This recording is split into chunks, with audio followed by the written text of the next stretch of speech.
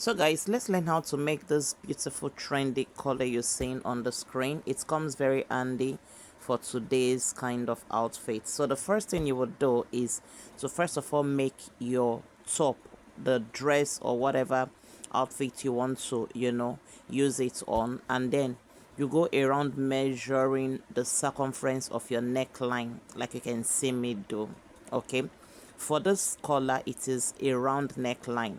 So after measuring the circumference of the neckline, the front and the back neckline inclusive, we'll bring it to our paper right away. So I first of all roll my paper to get straight line and to cut off the edges that are not very smooth and straight. So after doing that, the circumference we got on the neckline, we are dividing it into two. So for instance, I got 20 inches. I divide it into two, and then I'm going to mark 10. Okay, so I am imputing 10 inches, and then I'm going to connect this line with a straight line. Okay, so this is the 10 inches. The next thing we are going to do after now is to determine the width of the collar, how big you want the collar to be, and then we're going to be using 3 inches. So I'm just imputing my 3 inches on all sides, and then I will connect it with a straight ruler. Okay, so after now, the next step is to determine the arc of the collar. The arc is this angle place. Okay, that place that look like an angle. I'm using 3 inches away from the collar we have measured out earlier. So I impute 3 inches from the 10 inches we had, and then I connect it with a slant like this, and then I will connect it into the main collar that we are trying to create. Okay, so after doing that, I am going to come down on this point by 0.7 inches. So the reason why we are doing this, so this is the collar arc we are trying to create, that's angle, right? So the reason why we are doing this is to chop off 0.7 inches around the shoulder area. This is the part that is going to be resting on the shoulder. The shoulder is not straight, it is slanty, so we have to come down by 0.5 or 0.7 inches. Okay, so that it relaxes well on your shoulder, and then I connect it into the collar arc. Right about now, we are done drafting the collar, and then we are cutting it out, as you can see us do right now. It is so very easy, so very easy. Okay, so I'm going to be placing it on the top so you see what it looks like. So I didn't trim this place properly. I am going to be trimming it properly, as you can see.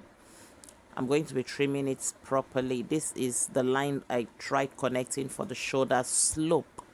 Okay, so that this is the part that is going to relax on the shoulder slope. So as you can see, we are going to be cutting two different collars. This kind of collar is just a straight collar. It does not have a collar stand. Okay, so this is what it's going to look like by the time you place it on your outfit. Okay, it doesn't have a collar stand. All right, and then we are going to be cutting it as we are going to be cutting two. Okay, one to the left and one to the right. So I bring it on the fabric that I'm going to be using for the collar. How be it, we are going to be having a total of 4 pieces, because we are going to be using the same fabric to turn the collar. Okay, so when I was done cutting it on the main fabric, I'm going to be placing it on my fusibles. Okay, so at this point you should use a collar, a hard gum stay, so that it gives it the firmness that you require for a collar. Okay, so I place it on my gum stay, which is my fusible.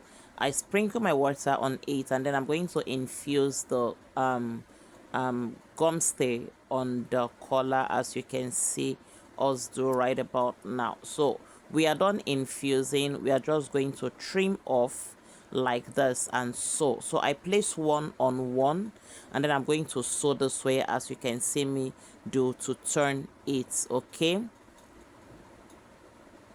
as you can see, the pattern is sitting well on the piece that we cut out, right? So you are going to sew. At this point we are done sewing. So you're not sewing the upper part because you're going to be turning it from the upper part. Okay, that's the part that you're going to be attaching to the collar, to the neck circumference. Okay, so we have it in tools. Okay, we've used one to turn one, and then we've ironed properly. Everything is looking well and well cut out, you know, neatly finished and turned and properly ironed. So right about now we are going to be bringing our top. Okay, I put my neck together and then I'm going to be notching the center front. This will enable us know how well to place the collar, you know, and place it properly. So I bring one piece of the collar this way and I position it on that notch, and then I'm going to be pinning. All right, I'm going to be pinning. Okay, there are two ways you can actually sew this collar to your neckline. Either you sandwich the collar to your neckline, or you just sew it straight up like this and then use a bias to finish the edges. So I'm going to sew it straight up like this and then use a bias to finish the edges. As you can see, everything is equal. We don't have any excess anywhere. Everything is equal. If you drafted your pattern well, you are going to have everything being equal. So take it to your sewing machine and then you sew. So I do the same. I place this one on the other side. As you can see, the collar is looking all fine already, and then I'm gonna pin. Make sure you pin before sewing, okay, so that everything is properly seated and beautifully seated. So I pin and I pin till I get to the back. Okay, I get to the back, and then once I'm done pinning, I'm gonna take it to the sewing machine and then I'm gonna sew it down. As you can see, again, it is equal. The collar is no longer than the neckline is not shorter than the collar. Everything is equal. Once I'm done pinning, I'm gonna take it to my sewing machine and then I am going to sew it down properly. Okay, this is what you should have when you are done sewing. Okay, you see the collar, it is beautiful, well seated, you know, well seated, really well seated. Okay, it's not difficult at all, guys. So I'm gonna be going to the sewing machine to sew it right about now. So at this point I am done sewing, and then I'm going to be using my bias to finish up the rough edges. So once I was done doing that, we are good to go. The collar is ready. Do well to give this video a like, a thumbs up, and I will see you.